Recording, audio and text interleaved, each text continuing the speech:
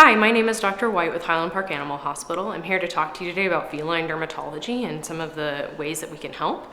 My assistant Jess is here to ask some questions for me. Dr. White, what is cat dermatology?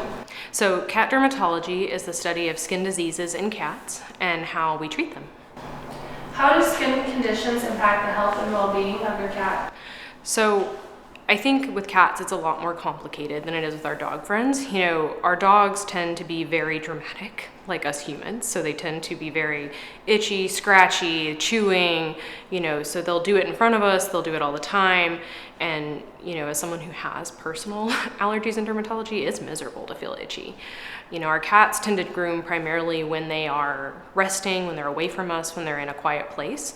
So some of the only things you're gonna see for how uncomfortable your cat is hair loss, but it doesn't really even scratch the surface of what they're feeling.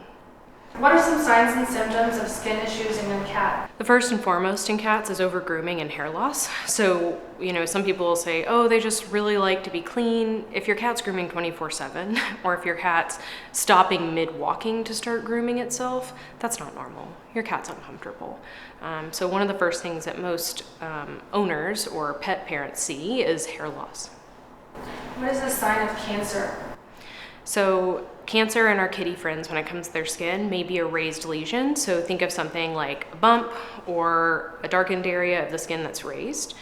We may also see it as a thing on their mouth that's red and ulcerative. What about rashes? So rashes in our kitty friends tend to be a bit like cats, subtle. So we tend to just see kind of small red bumps on their entire skin regardless of what's causing it. So it can be a lot of different things causing something very similar on different cats. Cats can develop what we like to call in humans acne. So, if you think about human women, we'll develop things called cystic acne. Cats actually develop a very similar condition on their mouth and chin that often can be a sign of things like food allergies or other deeper conditions. What are some symptoms of allergies in cats? By and far, our most common symptom of allergies in cats is like everything else in dermatology: hair loss, over-grooming, and especially around the mouth, ears, and back end. What about dermatitis? So dermatitis is really just another fancy way of saying skin inflammation. So that can be everything from I have a bacterial infection to I have dermatitis because I have food allergies. So anything that can cause kind of an infection or inflammation in a human skin can almost do it in a cat skin as well. What about bumps? So when we think about our rashes, we'll often see kind of very small bumps. Most cats, just like unlike dogs and humans, don't tend to get a lot of raised large pimples. So if we're seeing a lot of that, that's certainly a cause for concern and a reason to bring your pet in. What are some signs and symptoms of worms? So ringworm is what we like to use as the human terminology. Really what that means is a fungal infection. So, it's from the soil, which is the fancy word for that is saprophyte. But effectively, cats will get either a form from other cats, so you bring a kitten in and suddenly your adult cat has all these lesions all over it. Or your cat who goes indoor-outdoor will have access to soil and will get it from soil. It tends to be what we call a round lesion, which is why it's called roundworm. So it'll be a round area of hair loss that often has crusting and kind of gross stuff in the middle of it. Everything, what we call bald spots is either we have an infection, so something that makes the actual hair follicle just fall out on its own, something like a bacterial infection, or like we just talked about, ringworm infection can cause that as well. But the other cause of hair loss can be things like a cat grooming something because it's itchy. So it kind of can have very different causes depending on what's going on with your kitty. What are some symptoms of other feline skin diseases? So one of the biggest ones that we talk about a lot in our cat friends, and especially our allergic cat friends, is, the old term is, a rodent ulcer, is what they used to be called. We now call them eosinophilic plaques. And effectively, you'll see an area on their lips, nose, or philtrum, which is the doctor word for this, right here, or areas on their skin that become ulcerated, red, and even sometimes will erode into their lip. Why is it important to avoid self-diagnosing feline skin conditions? I think the biggest thing to think about in our cats is that a lot of conditions on the surface can look very similar. And even as a doctor, just looking at something, I often don't know the answer either.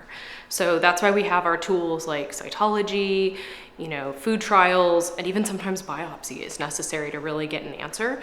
So just keep in mind anytime you're looking at your kitty and you're Googling that a lot of things will look very similar because our skin only has so many things it can do when it's irritated, regardless of what the initial cause is. How soon should you bring your cat to see a veterinarian for issues with their skin? I would say anytime that you see over-grooming or hair loss, your cat is uncomfortable. They are very subtle creatures, so by the time you're actually seeing hair loss, they've probably been miserable for a lot longer than you realize. How will a veterinarian diagnose skin diseases in your cat? Our primary tools that we'll use on our first visit will be things like cytology, food trials, and starting on prevention. As we go down the line, if we're not getting answers that we were hoping for with some of these tests, we might consider things like fungal testing, more advanced testing, and even a biopsy if we really have to. What treatment options are typically recommended for cat dermatology issues? Our very first step on any cat with dermatology issues is going to be good flea and tick prevention, because we do know that that is one of our biggest reasons that we'll see cats come in for it, since fleas are very hard to see on a cat, as fleas tend to hunt them and eat them. You often don't see them, so that's going to be our first step, as well as a cytology to look for things like, do they have a yeast infection? Do they have a bacterial infection? That's how our way to start, and kind of go from treatment from there. Are feline dermatology problems curable? When it comes to are feline dermatology conditions curable, the question will depend on what's the cause.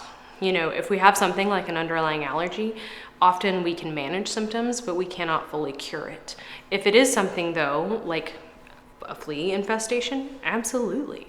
We can treat them as much as we need to with flea prevention, as well as any steroids, anti-itch, or antibiotics needed to get them through that and while they're getting over their flea infestation. If you have any questions related to your cat's skin and dermatology, please call us. We'd love to talk to you.